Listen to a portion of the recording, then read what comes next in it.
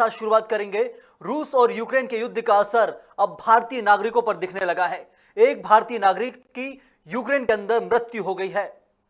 रूसी गोलीबारी में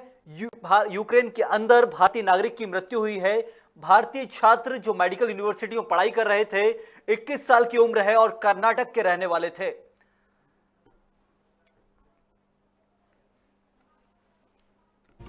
इस पुख्ता जानकारी को पूरी तरह से विदेश मंत्रालय ने साफ किया है और कहा है कि एक भारतीय नागरिक की यूक्रेन के अंदर मृत्यु हुई है और पूरा का पूरा दारोमदार रूसी सेना वहां गोलीबारी कर रही थी और छात्र राशन की लाइन में खड़े हुए थे। एक बड़ी दुखद खबर यूक्रेन से, जहां पर यूक्रेन और रूस के युद्ध का असर अब भारतीय नागरिकों पर सीधे तौर पर दिखने लगा है। एक बड़ी महत्वपूर्ण जानकारी जिसको लेकर भारत पहले से सजग था, ऑपरेशंस चला रहा था। हर दिन करीबन 1000 भारतीय नागरिक लौट कर आ रहे थे, लेकिन जो मंत्रियों को भेजने की बात केंद्र सरकार कर रही थी कि यूक्रेन के पड़ोसी देशों तक भारतीय केंद्रीय मंत्री पहुंचेंगे और भारतीय छात्रों को जल्दी से जल्दी निकालने की कोशिश करेंगे, लेकिन अब उन कोशिशों को 4 गुना तेज करना होगा, क्योंकि भारतीय नागरिक सीधे तौर पर उन रूस और यूक्रेन के बीच चल रहे युद्ध का अब शिकार होने लगे हैं। और उसका सीधा सा उदाहरण है एक भारतीय छात्र की मृत्यु जो आज यूक्रेन में हुई है।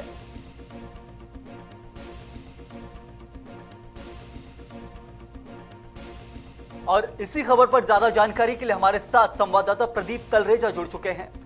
प्रदीप, जिस चीज को लेकर भारत सरकार पहले से सजग थी, या कहा जाए कि 4 मंत्रियों को भेजने की बात थी कि छात्र जल्दी से आए, उसका असर इतना तेज है कि अब छात्रों की मृत्यु शुरू हो गई है। एक छात्र आज रूसी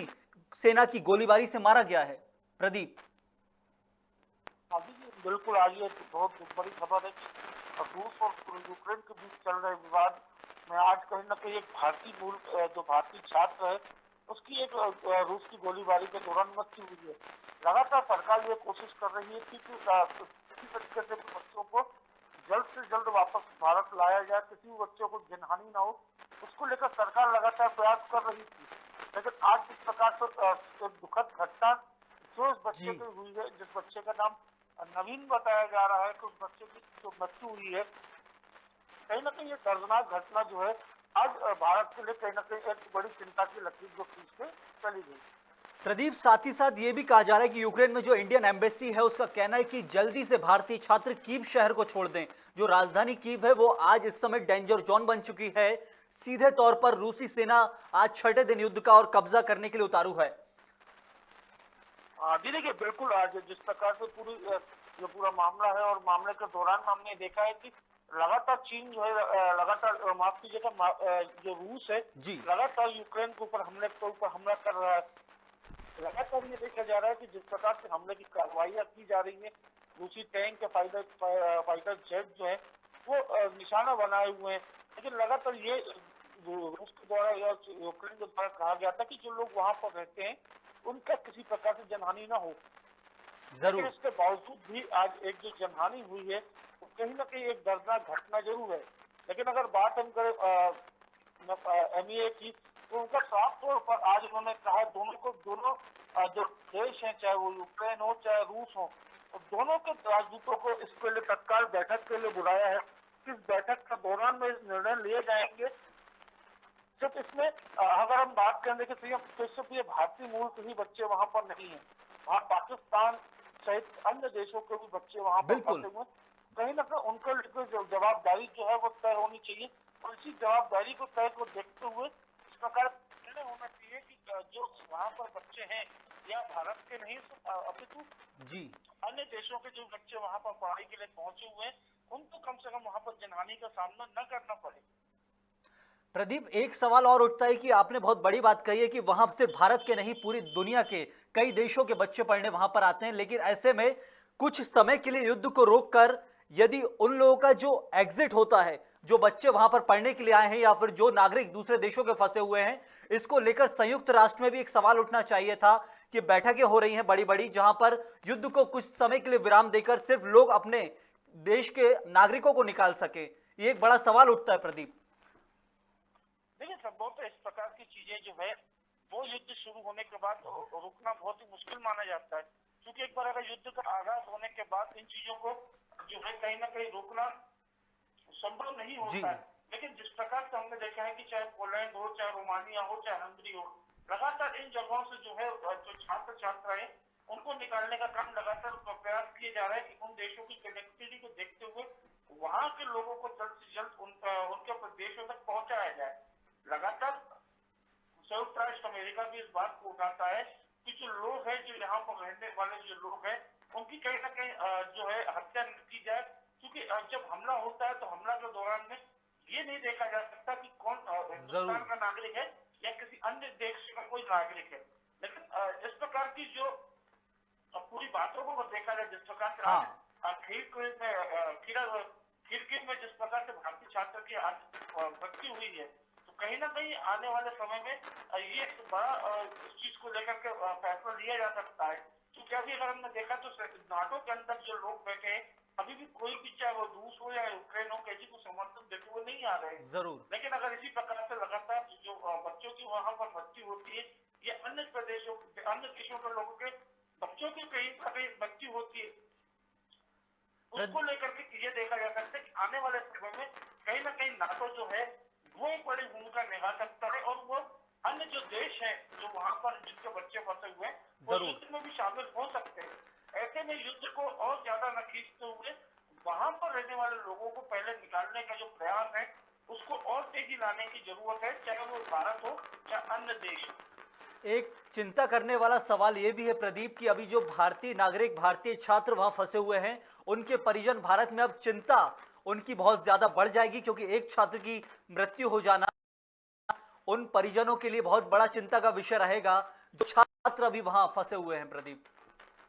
देखिए, आज सवेरे भी यह घटना हुई है, उसकी पुष्टि है आज एमईए ने की है। एमईए विदेश मंत्रालय ने इस बात की पुष्टि की है कि वहां पर जो कर्नाटक का रहने वाला छात्र है उसकी मृत्यु हुई है। ऐसे में तो आपका सवाल बहुत जायज है इस बात को लेकर के कि सिर्फ भारत के अंदर अभी भी 1500 से ज्यादा बच्चों को सिर्फ भारत लाया गया है। बिल्कुल। लेकिन वहां पर अगर आंकड़ों की जाए तो लगभग 20,000 के आसपास टोटल बच्चों का होना बताया जा रहा है। जरूर। ऐसे में अभी युद्ध लगातार तेजी से बढ़ता जा रहा है और युद्ध की जो गति है वो 6वें दिन भी लगातार अभी तक जारी है। लेकिन ऐसे में चाहे जो दूसरे बच्चे हैं या दूसरों के बच्चों के माता पिता हैं, उनकी सोच कहीं ना कहीं सोच जरूर होगी कि भारत सरकार को अब कोई ना कोई ठोस कदम उठाना पड़ेगा और ज्यादा से ज्यादा फ्लाइट की कनेक्टिविटी को लेकर जो भी बच्चे हर संभव कोशिश हो उन्हें विदेश मंत्रालय के द्वारा या जो यूक्रेन में हमारे जो राष्ट्रीय दूतावास वहां पर है, विदेश मंत्री वहां पर है, लगातार उनसे चर्चा करके लगातार जो बच्चे वहां पर फंसे हुए हैं उनको हर संभव मदद करके उनको बॉर्डर के पास तुरंत पहुंचाया जाए। ये एक मांग जो है वो जरूर आपको भारतवासियों के जो बच्चे वहां पर हैं उनके पिता भी ये मांग जरूर रख सकते हैं। एक आखिरी सवाल प्रदीप की अभी तक जो भारत सरकार के 4 मंत्रियों को यूक्रेन के बॉर्डर के जो देश हैं वहां भेजने की बात चल रही थी और उन्हें भेजा भी जाना है जिससे भारतीय छात्र जल्दी आ सके, लेकिन एक छात्र की मृत्यु होना रूसी सेना की गोलीबारी से, क्या इसके बाद कहीं कयास लगाए जा सकते हैं कि अब कहीं ना कहीं सीधे तौर पर जो यूक्रेन और रूस का युद्ध चल रहा है उससे भारत अभी दूर था, अब कहीं जाकर भारत के प्रधानमंत्री या फिर विदेश मंत्रालय सीधे तौर पर रूसी सेना से संपर्क करे या रूस के जो गणमान्य लोग हैं नागरिक रूस के प्रधानमंत्री राष्ट्रपति से संपर्क करने की कोशिश करें? देखिए, आज जिस प्रकार से घटना घटी है, घटना के दौरान में एक जो छात्र है उसकी मृत्यु हुई है, लेकिन सीधे तौर पर लगातार जो है प्रधानमंत्री नरेंद्र मोदी इस बात को करते हैं कि बच्चों को सकुशल लाना पहली प्राथमिकता को देख के रखा हुआ है। गंगा ऑपरेशन जरूर चला रहे हैं बच्चों को लाने के लिए, चाहे वो नागरिक उड्डयन मंत्री ज्योतिरादित्य सिंधिया की बात करें या अन्य जो मंत्री है वो लगातार रोमानिया हो, चाहे हंगरी हो, पोलैंड हो, उन आदि जो और जो क्षेत्र है जहां से बच्चों को भारत लाना है, जहां बच्चे जल्दी से जल्दी पहुंच सकते हैं, लेकिन वहां पर पहुंचकर उन बच्चों को वापस लाने के जो प्रयास हैं वो भारत सरकार तो जरूर कर रही है। लेकिन दूसरी ओर जहां रूस लगातार हमलावर बना हुआ है, लगातार यूक्रेन के ऊपर गोलीबारी करते देखे जा रहे हैं, लगातार आज ये भी खबरें आई थी कि कीव जो है जो यूक्रेन की राजधानी है वहां पर आज जो है रूसी सेना पहुंच चुकी है, तो कहीं भी ये देखा जा सकता है कि रूस की सेना कीव पर भी कब्जा बहुत जल्द ही कर सकती है। और ऐसे में पुतिन जो राष्ट्रपति हैं जो रूस के, उनसे नरेंद्र मोदी को कहीं ना कहीं चर्चा करके जो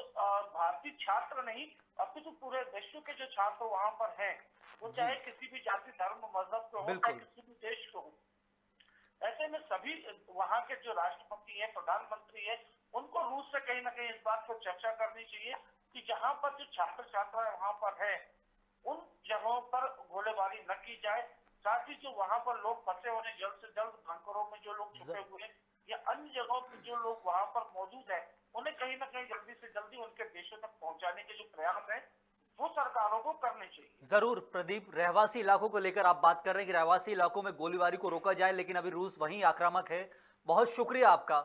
हमारे संवाददाता प्रदीप तलरेजा सीधे तौर पर जानकारी दे रहे थे कि कैसे यूक्रेन में एक भारतीय छात्र की मृत्यु हो गई है। रूसी सेना की गोलीबारी से भारतीय छात्र की मृत्यु हुई है, जिसके बाद कहीं ना कहीं भारत के अंदर भी ये लिहाजा कहा जा सकता है कि जो छात्र वहां फंसे हैं उनके परिजनों में ये सवाल कहीं ना कहीं उठेगा कि अब उनके छात्र खतरे में हैं, और उसी को लेकर भारत सरकार को अब सख्त कदम उठाना होगा। उन एयरलिफ्ट के लिए जो सबसे बड़ा सवाल है कि भारतीय छात्रों को एयरलिफ्ट करना अब एक बड़ा सवाल बन गया है, क्योंकि सीधे तौर पर रूस और यूक्रेन का युद्ध अब भारत के लिए जान का विषय है। बहुत शुक्रिया आपका। नमस्कार।